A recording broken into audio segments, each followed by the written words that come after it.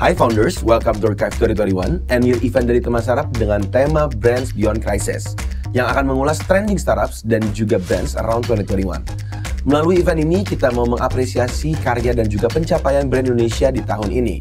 Event ini akan diselenggarakan pada tanggal 1 sampai 14 Desember yang akan diunggah di seluruh media sosial kita melalui Instagram, TikTok, YouTube, dan pastinya Noise, rumah konten audio Indonesia yang juga merupakan eksklusif audio platform untuk seluruh konten full version dari podcast Archive 2021.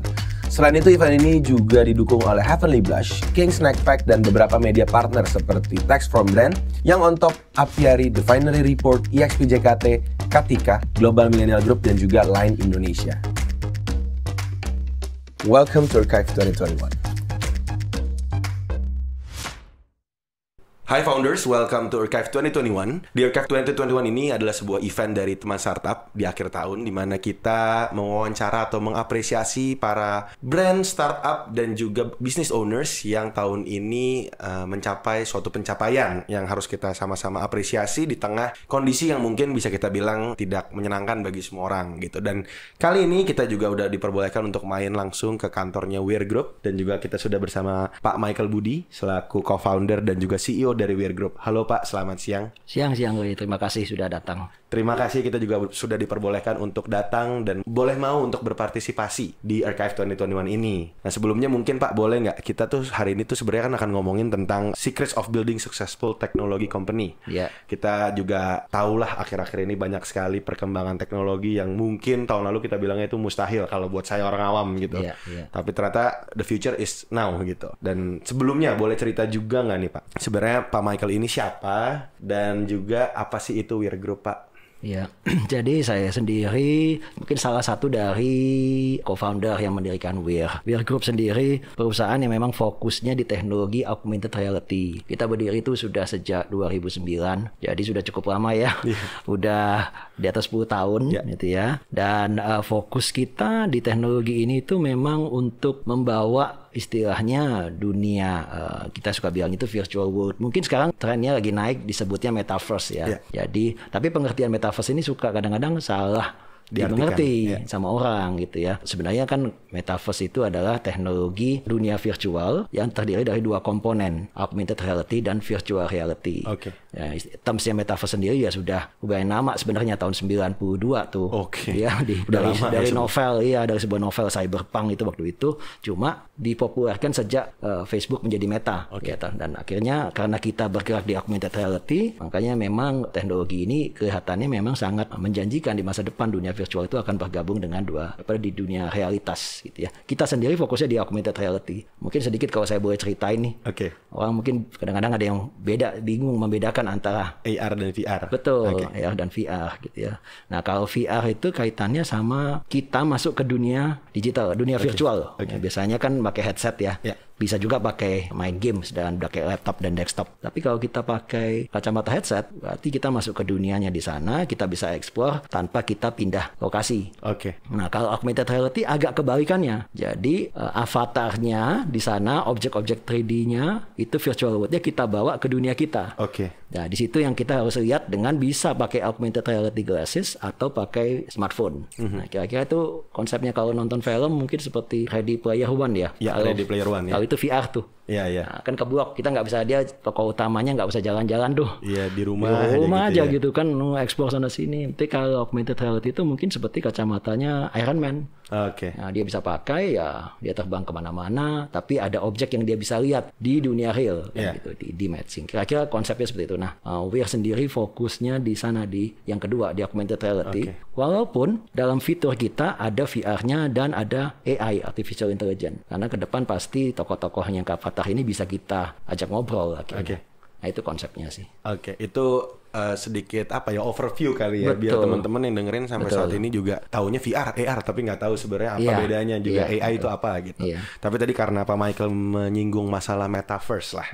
Ini kan yang saya juga mungkin mewakili teman-teman di rumah yang mungkin awam ya, cuman update aja. Tadi sudah disebut seperti Ready Player One. Terus kita juga banyak sekali yang berpikir bakal ada dunia baru, kita bisa ketemu tatap muka, hidup di sana. Mungkin brand-brand juga sudah mulai memindahkan IP-nya ke sana. Bahkan kita juga sudah ada yang komen-komen kayak nanti akan jalan-jalan di dunia baru tapi kanan kirinya tetap iklan. Yang kayak gitu-gitu, Pak. Sebenarnya seperti apa sih gambaran itu tadi metaverse dari sudut pandang seorang Pak Michael dari Weir Group? Saya ngelihat metaverse itu istilahnya untuk mengenhance hidup manusia. Jadi enhancement atau enrichment gitu ya. Jadi bisnis proses bisa jauh lebih cepat. Karena saat ini sudah masuk, bukannya berarti metaverse belum ada. Banyak orang bilang, waduh masih jauh nih gitu ya. Ini Michael masih, waduh masih belum. Enggak, sebenarnya karena kita di industri ini gitu ya. Dan kita udah lakukan teknologi ini. Sementara memang mungkin belum ke mass market istilahnya end user pakai. Ya, tapi augmented reality itu sudah bisa sudah terbukti memberikan maksimal result, itu maksimum result tuh ke sektor-sektor tertentu. Contoh perusahaan-perusahaan di manufacturing pakai kacamata, dia bisa lihat mesinnya, benerin alat tersebut jauh lebih cepat karena kan dipandu ya, kayak kacamata Iron Man nggak dipandu aja. Buat medical sudah dilakukan, buat operasi dan sebagainya, buat military dan hal ini saya melihat tendensinya ke depan udah pasti akhirnya ke mass market akhirnya by the end. Sama seperti dulu handphone, sosial media, handphone. Betul, handphone kan dulu juga masih besar. Ini yang pertama kali ya, mungkin bukan zamannya zamannya saya itu ya. Besar, lama-lama jadi kecil gitu ya. Dan akhirnya pindah ke mata kan. Kalau dulu kan kita taunya, kita sebutnya itu dunia tanpa frame atau frameless. Kalau dulu kita nonton TV kan, wah ini kembali zaman saya nih. Ketahuan nih memang. Jadi dulu kan frame-nya kan besar gitu ya. Lama-lama mengecil gitu, nambah tipis. Terus orang tua kita suka bilang jangan nonton TV dekat-dekat. Nanti rusak katanya matanya. Tapi yang terjadi adalah sekarang layarnya pindah ke mata. Yang kita percaya dunia frameless ini akan menjadi kebutuhan. Ada yang percaya, ada yang enggak. Ya, tergantung kesiapan infrastruktur juga. Tapi kalau generasi muda sekarang pada mintanya malah dibeliin VR headset atau AR headset. Itu udah terjadi banyak sekali. Dan di industri tadi saya sudah bilang ya sudah diimplementasikan. Ya belum, bukannya berarti belum nih. Sudah, tinggal tunggu waktunya. 5G masuk, konten-konten yang high quality bisa dirasain. Nah, saya ngelihat itu wearable device berupa augmented reality glasses yang akan dikombin dengan VR juga. Itu akan menjadi kebutuhan kehidupan di masa mendatang. Belum tahu berapa cepatnya, nggak ada yang bisa predik. Tapi kalau dilihat dari perusahaan big tech companies, ini sudah mulai merilis tadi device-device AR. Ya sudah banyak gitu ya, tahun 2013 ada Google mengeluarkan Google Glass. Waktu itu memang kurang berhasil lah bisa dibilang gitu. Mungkin terlalu early dia. Terus 2016 sudah Microsoft HoloLens, ada Epson Moverio. Kita bermitra juga kebetulan di sana. Kita udah bikin case-nya. Nah itu sekarang Facebook mengumumkan mau keluarin model yang bekerjasama dengan Ray-Ban. Jadi kan wow, ini udah beda nih ngomongnya kan. Udah lebih komersial kali ya kita bilang. Lebih wide. Betul. Apple mau ngeluarin eyeglasses. Yang katanya rumornya 2023, nggak tahu kejadiannya, tapi sudah ke sana nih. Dan saya lihat sih itu jadi tendensi perubahan gaya hidup ya, dari yang mobile phone akhirnya pelan-pelan ke wearables ya, pindah ke mata kita.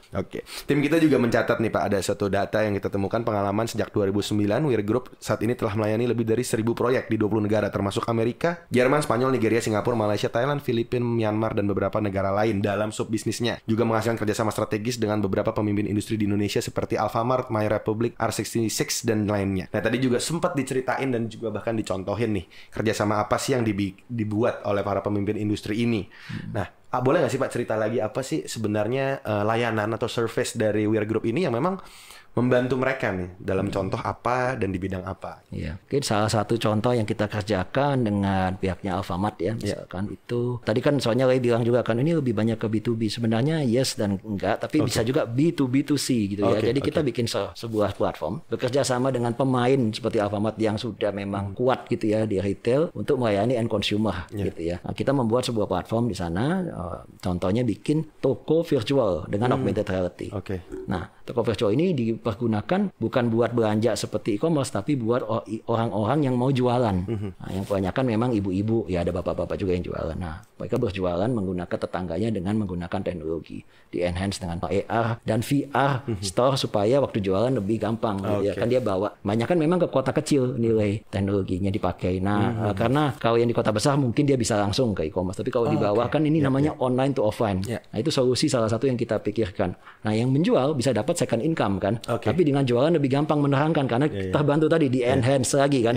Nih kalau mau lihat bentuknya kayak begini, oh kalau mau lihat produknya seperti ini bisa dikasih lihat. Itu tujuannya. Nah itu sudah lumayan masif, udah puluhan ribu juga gitu kan yang subscribe di situ untuk mendaftar. Dan kalau dibilang ibu-ibunya atau penggunanya tahu nggak pakai AR, nggak tahu. Buat mereka nggak tahu istilah itu, dan kita juga nggak pernah memaksakan ini virtual reality dan augmented reality. Enggak, yang penting mereka bisa menghasilkan kan uang dan lebih gampang jualannya. Itu tujuannya. Jadi kadang-kadang kita melihat itu, buat kita tuh solusi yang kita buat tuh bawahnya intinya membantu bisnis performance. Nah, end resultnya apa bisa diukur gitu ya, memberikan benefit itu jauh lebih penting. Nah, jadi orang nggak sadar dia sebenarnya dia sudah menggunakan tadi teknologi yang masuk ke metaverse, tapi nggak tahu sampai sekarang gitu. Karena nggak ngerti ya. Nggak tahu namanya aja, tapi dia bilang ini bisa ya buat jualan, bantu. That's it sih, dan menghasilkan. Nah terus kita juga tahu nih tadi ngomongin tech-based company di Indonesia yang semakin banyak. Ini bidangnya nggak cuma AR, tapi banyak sekali. Kita ngomong juga peningkatan belanja online, e-commerce dan sebagainya nih. Kalau menurut Pak Michael sendiri nih, melihat landscape tech-based companies di Indonesia di tahun mendatang, bagaimana sih Pak? Oke, ini pertanyaan yang sangat bagus dan nggak mudah gitu ya. Saya jawab. Mau dengerin full versionnya? Dengerin di Noise. Yuk dengerin sekarang.